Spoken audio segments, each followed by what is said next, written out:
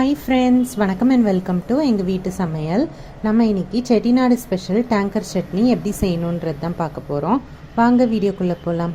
இந்த வீடியோவில் ஒரு செட்டிநாடு ரெசிபி தான் செஞ்சு காட்ட போகிறோம்.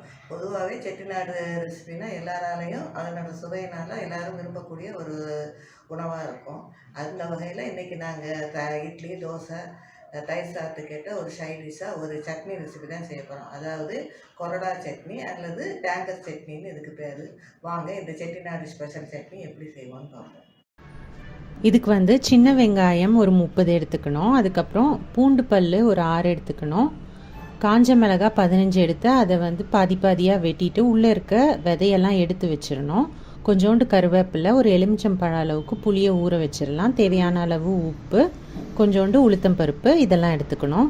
இப்போ ஒரு பேனில் தேவையான அளவுக்கு எண்ணெய் விட்டுட்டு நம்ம வச்சுருக்க காஞ்ச மிளகாயை இதில் போட்டு நம்ம வறுத்து எடுத்துக்கணும். நம்ம ஆல்ரெடி அந்த மிளகாயில் இருக்க விதையெல்லாம் எடுத்துட்டோம். இப்போ இதை நல்லா வறுத்து எடுத்துக்கோங்க. கருகாமல் மீடியம் ஃப்ளேம் வச்சு வறுத்து எடுத்துக்கோங்க.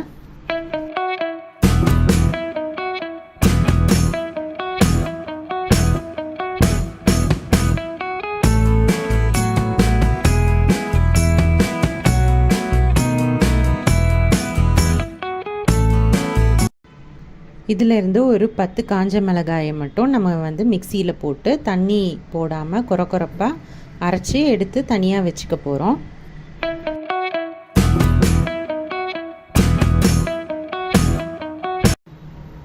இப்போ இந்த பேனில் இன்னும் கொஞ்சம் எண்ணெய் விட்டுட்டு நம்ம கடுகு, உளுத்தம் பருப்பு போட்டு நம்ம தாளிச்சிக்கலாம். கடுகு நல்லா பொரிஞ்ச பிறகு நம்ம கருவேப்பிலை சேர்த்துக்கலாம். அடுத்து நம்ம வச்சுருக்க காஞ்ச மிளகாயை நம்ம இதில் சேர்த்துக்கலாம். அதுக்கப்புறமா நம்ம வச்சுருக்க பூண்டை சேர்த்து வதக்கிக்கலாம். நெக்ஸ்ட்டு ஒரு 30 சின்ன வெங்காயம் போல் நீல வாக்கில் வெட்டி வச்சுருக்கோம். அதையும் சேர்த்து நல்லா வதக்கிக்கணும்.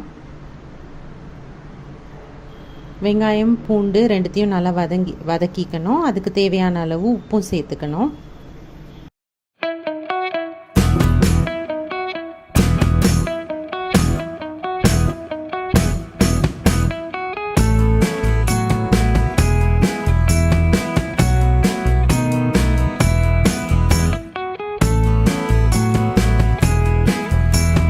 வெங்காயம் நல்லா வதங்கின விட்டு நம்ம வச்சுருக்க புளியை கரைச்சி இதில் விட்டுக்கலாம். இப்போ நம்ம கொரப்பாக அரைச்சி வச்சுருக்கோம் இல்லையா, அந்த ரெட் சில்லி பவுடர், அதையும் இதில் சேர்த்துக்கலாம். சேர்த்துட்டு எல்லாத்தையும் நல்லா மிக்ஸ் பண்ணிவிட்டு இதை நல்லா வதக்கணும். நல்லா எண்ணெய் பிரிஞ்சு வர வரைக்கும் இதை நம்ம வதக்கணும்.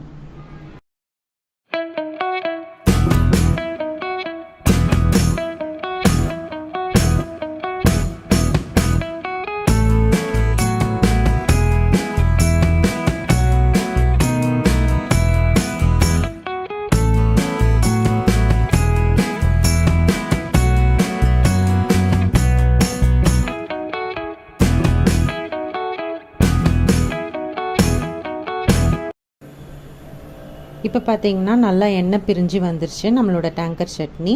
ஸோ இந்த சட்னி இட்லி, தோசைக்கெலாம் சூப்பராக இருக்கும்.